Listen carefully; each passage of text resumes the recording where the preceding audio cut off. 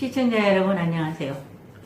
오늘은 선현재 TV의 세 번째 시간으로 사주팔자가 무엇인지 그리고 왜 출산특위를 하는 것이 더 좋은지에 대해 말씀드리겠습니다.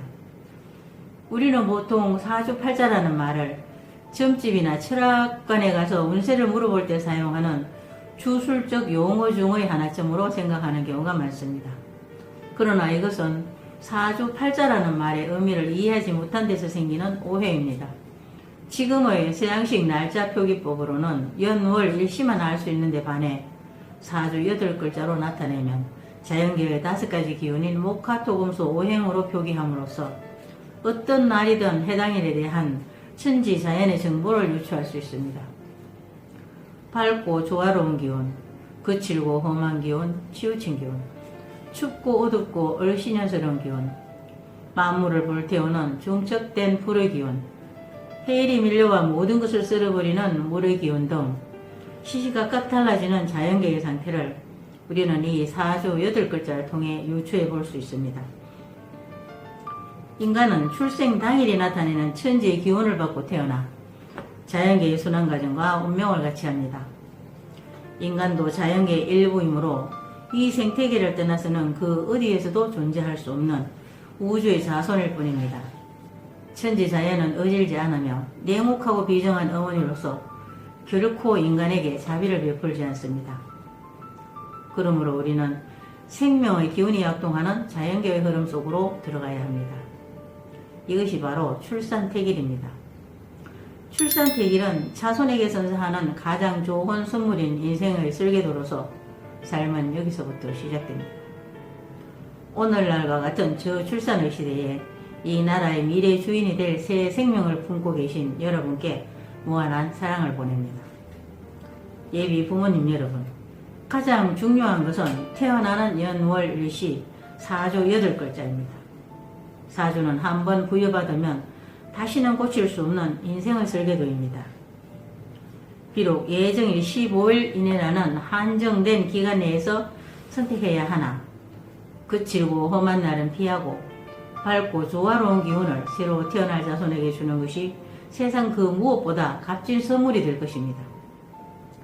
저는 40년 가까이 교육에 종사하며 많은 학생들을 가르쳐왔기 때문에 학부모님들을 통해 여러 가지 사례를 전해드릴 기회가 있었고 한 학생과의 인연이 짧게는 1년, 길게는 9년까지 이어졌으므로 가르치는 동안 사주의 흐름과 이름을 확인해 볼 수 있었습니다. 살기가 있는 이름과 치우치는 사주를 가지고 있을 경우 학업 중단이나 실패, 건강 문제 등 안타까운 사례가 빈번하였습니다. 다음은 제가 8년 동안 정성을 다해 가르쳤으나 20대의 생을 마감한 제자의 사주 명조입니다. 정사년 병오월 정미일 을사시에 태어났습니다. 연월이 정사와 병오, 일간이 정화, 시지가 사화로서 모두 화오행이고 일지의 미토는 토오행에 속하기는 하나 지장간의 정화를 장착한 5월의 열토로서 시간의 을목을 제외한 사주 전체가 화의 기운입니다. 목화토금수 중에서 유일하게 생명을 나타내는 오행이 목입니다. 그런데 생명을 나타내는 이 을목이 물 한 방울 없이 불기운에 둘러싸여 타버렸습니다. 이 사주 명조는 생명의 기운이 어디에도 없습니다. 이 제자는 조용히 앉아있지 못하고 주위를 맴돌았으므로 부모와 선생님들의 어떤 노력에도 학업에 진전이 없었고 고등학생이 되자 더욱 학업에 적응하지 못했습니다.